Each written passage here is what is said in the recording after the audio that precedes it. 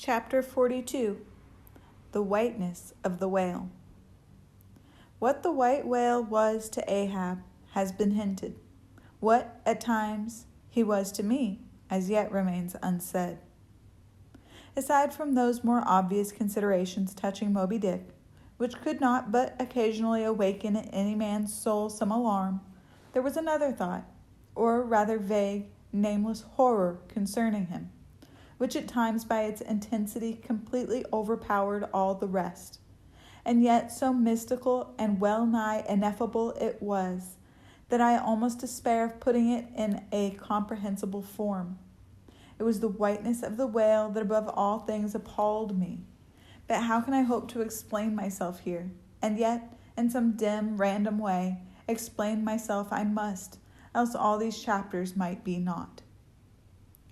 Though in many natural objects, whiteness refiningly enhances beauty, as if imparting some special virtue of its own, as in marbles, japonicas, and pearls. And though various nations have in some way recognized a certain royal preeminence in this hue, even the barbaric, grand old kings of Pegu placing the title Lord of the White Elephants above all their other magniloquent ascriptions of dominion, and the modern kings of Siam unfurling the same snow-white quadruped in the royal standard, and the Hanoverian flag bearing the one figure of a snow-white charger, and the great Austrian empire, Caesarion, heir to overlording Rome, having for the imperial color the same imperial hue, and though this preeminence in it applies to the human race itself, giving the white man ideal mastership over every dusky tribe, and though, besides all this, whiteness has been even made significant of gladness, for among the Romans a white stone marked a joyful day, and though in other mortal sympathies and symbolizings the same hue is made the emblem of many touching noble things, the innocence of brides, the benignity of age, though among the red men of America the giving of the white belt of wampum was the deepest pledge of honor, though in many climes whiteness typifies the majesty of justice in the ermine of the judge, and contributes to the daily state of kings and queens drawn by milk-white steeds, though even in the higher mysteries of the most august religions it has been made the symbol of the divine spotlessness and power, by the Persian fire worshippers, the white forked flame being held the holiest on the altar, and in the Greek mythologies, great Jove himself being made incarnate in a snow-white bull.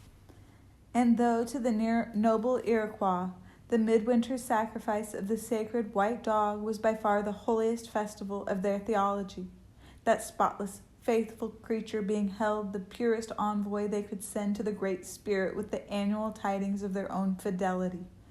And though directly from the Latin word for white, all Christian priests derive the name of one part of their sacred vesture, the alb, or tunic, worn beneath the cassock. And though among the holy pomps of the Romish faith, white is especially employed in the celebration of the Passion of our Lord, though in the vision of St. John, white robes are given to the redeemed, and the 24 elders stand clothed in white before the great white throne, and the Holy One that sitteth there white like wool. Yet for all these accumulated associations, with whatever is sweet and honorable and sublime, there yet lurks an elusive something in the innermost idea of this hue, which strikes more of panic to the soul than that redness which affrights in blood. This elusive quality it is which causes the thought of whiteness, when divorced from more kindly associations, and coupled with any object terrible in itself, to heighten that terror to the furthest bounds. Witness the white bear of the poles, and the white shark of the tropics. What but their smooth, flaky whiteness makes them the transcendent horrors they are?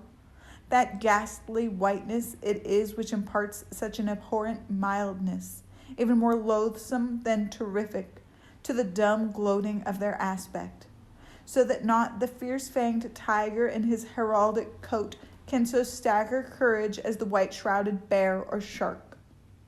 Bethink thee of the albatross, whence come those clouds of spiritual wonderment and pale dread, in which that white phantom sails in all imaginations. Not Coleridge first threw that spell, but God's great, unflattering laureate, Nature. Most famous in our Western annals and Indian traditions is that of the white steed of the prairies, a magnificent milk-white charger, large-eyed, small-headed, bluff-chested, and with the dignity of 1,000 monarchs in his lofty, overscorning carriage. He was the elected Xerxes of vast herds of wild horses, whose pastures in those days were only fenced by the Rocky Mountains and the Alleghanies. At their flaming head he westward trooped it like that chosen star which every evening leads on the hosts of light. The flashing cascade of his mane, the curving comet of his tail, invested him with housings more resplendent than gold and silver beaters could have furnished him. A most imperial and archangelical apparition of that unfallen western world, which to the eyes of the old trappers and hunters revived the glories of those primeval times when Adam walked majestic as a god, bluff-browed and fearless as this mighty steed. Whether marching amid his aides and marshals in the van of countless cohorts that endlessly streamed it over the plains, like an Ohio, or whether with his circumambient subjects browsing all around at the horizon, the white steed gallopingly reviewed them with warm nostrils reddening through his cool milkiness. In whatever aspect he presented himself, always to the bravest Indians he was the object of trembling reverence and awe. Nor can it be questioned from what stands on legendary record of this noble horse, that it was his spiritual whiteness chiefly, which so clothed him with divineness, and that this divineness had that in it which, though commanding worship, at the same time enforced a certain nameless terror. But there are other instances where this whiteness loses all that accessory and strange glory which invests it in the white steed and albatross. What is it that in the albino man so peculiarly repels and often shocks the eye, is that sometimes he is loathed by his own kith and kin. It is that whiteness which invests him, a thing expressed by the name he bears. The albino is as well made as other men, has no substantive deformity, and yet this mere aspect of all-pervading whiteness makes him more strangely hideous than the ugliest abortion. Why should this be so? Nor, in quite other aspects, does nature in her least palpable, but not the less malicious agencies, fail to enlist among her forces this crowning attribute of the terrible. From its snowy aspect, the gauntleted ghost of the southern seas has been denominated the white squall. Nor in some historic instances has the art of human malice omitted so potent an auxiliary. How wildly it heightens the effect of that passage in Froissart, when, masked in the snowy symbol of their faction, the desperate white hoods of Ghent murder their bailiff in the marketplace. Nor, in some things, does the common hereditary experience of all mankind fail to bear witness to the supernaturalism of this hue.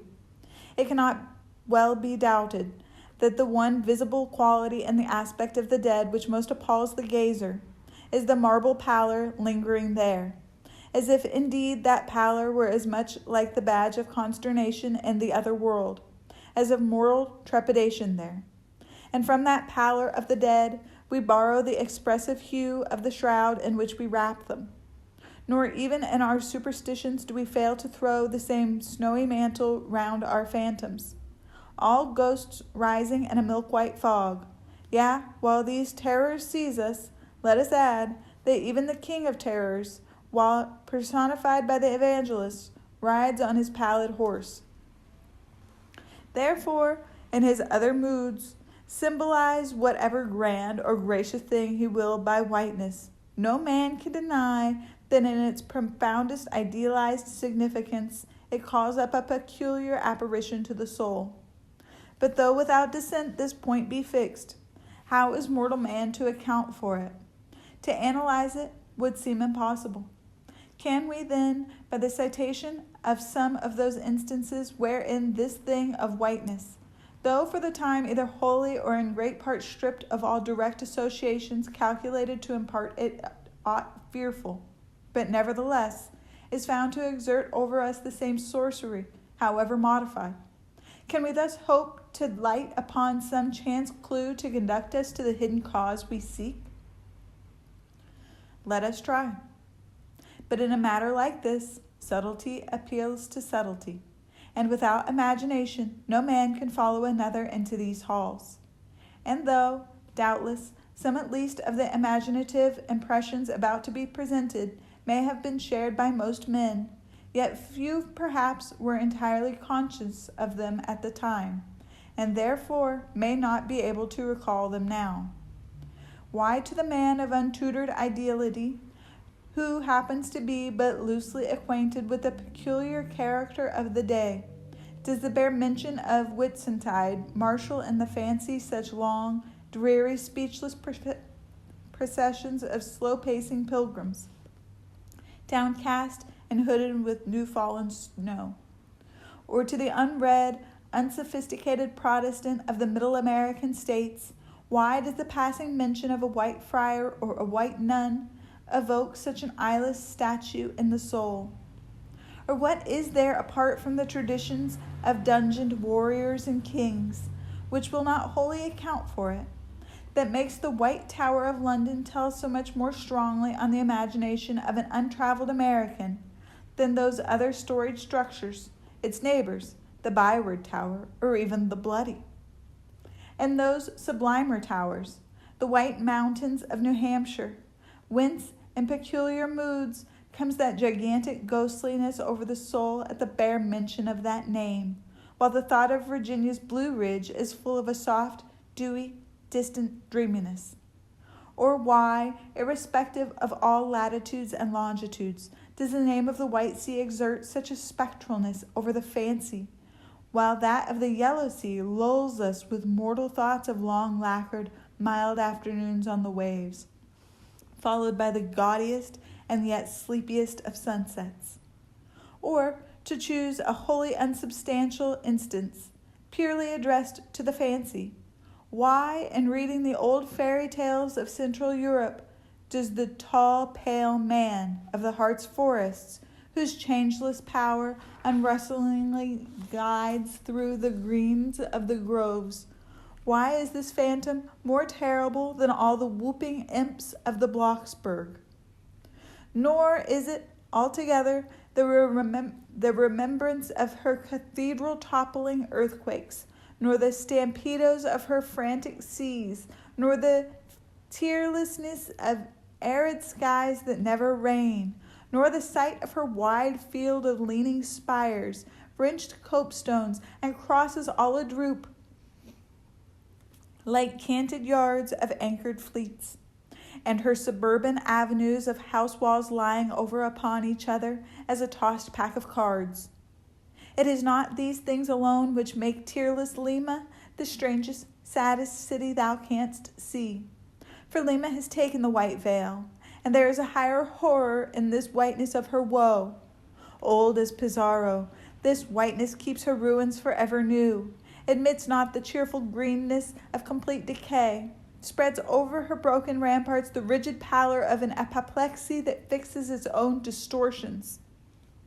I know that, to the common apprehension, this phenomenon of whiteness is not confessed to be the prime agent in exaggerating the terror of objects otherwise terrible, nor to the unimaginative mind is there aught of terror in those appearances whose awfulness to another mind almost solely consists of this one phenomenon, especially when exhibited under any form at all approaching to muteness or universality. What I mean by these two statements may perhaps be respectively elucidated by the following examples. First, the mariner, when drawing nigh the coasts of foreign lands, if by night he hear the roar of breakers, starts to vigilance, and feels just enough of trepidation to sharpen all his faculties. But under precisely similar circumstances, Let him be called from his hammock to view his ship sailing through a midnight sea of milky whiteness, as if from encircling headlands shoals of combed white bears were swimming round him. Then he feels a silent, superstitious dread. The shrouded phantom of the whitened waters is horrible to him as a real ghost. In vain the lead assures him he is still off soundings. Heart and helm, they both go down. He never rests till blue water is under him again. Yet where is the mariner who will tell thee, Sir, it was not so much the fear of striking hidden rocks as the fear of that hideous whiteness that so stirred me. Second, to the native Indian of Peru, the continual sight of the snow-howded Andes conveys naught of dread, except, perhaps, in the mere fancying of the eternal frosted desolateness reigning at such vast altitudes, and the natural conceit of what a fearfulness it would be to lose oneself in such inhuman solitudes. Much the same is it with the black woodsman of the West, who with comparative indifference views an unbounded prairie sheeted with driven snow. No shadow of tree or twig to break the fixed trance of whiteness. Not so the sailor, beholding the scenery of the Antarctic seas, where at times, by some infernal trick of legerdemain in the powers of frost and air, he shivering and half shipwrecked, instead of rainbows speaking hope and solace to his misery, views what seems a boundless churchyard grinning upon him with its lean ice monuments and splintered crosses. But thou sayest, methinks this white-lead chapter about whiteness is but a white flag hung out from a craven soul. Thou surrenderest to a hypo, Ishmael. Tell me, why this strong young colt, foaled in some peaceful valley of Vermont, far removed from all beasts of prey, why is it that upon the sunniest day, if you but shake a buffalo robe behind him, so that he cannot even see it, but only smells its wild animal muskiness, why will he start, snort, and with bursting eyes paw the ground in frenzies of affright? There is no remembrance in him of any gorings of wild creatures in his green northern home, so that the strange muskiness he smells cannot recall to him anything associated with the experience of former perils. For what knows he, this New England colt, of the black bisons of distant Oregon? No, but here thou beholdest, even in a dumb brute, the instinct of the knowledge of the demonism in the world. Though thousands of miles from Oregon, still when he smells that savage musk, the rending, goring bison herds are as present as to the deserted wild foal of the prairies, which this instant they may be trampling into dust. Thus, then, the muffled rollings of a milky sea, the bleak rustlings of the festooned frosts of mountains, the desolate shiftings of the windrowed snows of prairies, all these, to Ishmael, are as the shaking of that buffalo robe to the frightened colt. Though neither knows where lie the nameless things of which the mystic sign gives forth such hints, yet with me, as with the colt, somewhere those things must exist. Though in many of its aspects this visible world seems formed in love, the invisible spheres were formed in fright. But not yet have we solved the incantation of this whiteness, and learned why it appeals with such power to the soul, and more strange and far more portentous. Why, as we have seen, it is at once the most meaning symbol of spiritual things, nay, the very veil of the Christian's deity, and yet should be, as it is, the intensifying agent in things the most appalling to mankind. Is it that by its indefiniteness it shadows forth the heartless voids and immensities of the universe, and thus stabs us from behind with the thought of annihilation, when beholding the white depths of the Milky Way? Or is it that as in essence whiteness is not so much a color as the visible absence of color, and at the same time the concrete of all colors? Is it for these reasons that there is such a dumb blankness, full of meaning, in a wide landscape of snows, a colorless, all color of atheism from which we shrink? And when we consider that other theory of the natural philosophers, that all other earthly hues, every stately or lovely emblazoning, the sweet tinges of sunset skies and woods, Yeah, and the gilded velvets of butterflies, and the butterfly cheeks of young girls. All these are but subtle deceits, not actually inherent in substances, but only laid on from without, so that all deified nature absolutely paints like the harlot, whose allurements cover nothing but the charnel house within.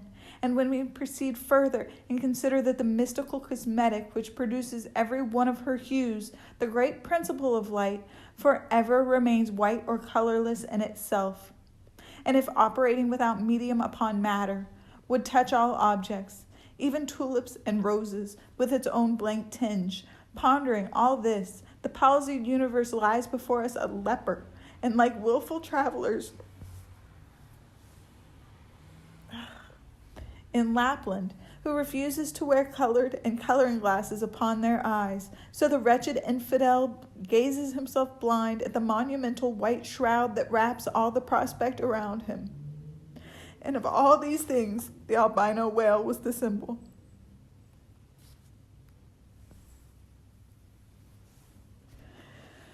Wonder ye then at the fiery hunt?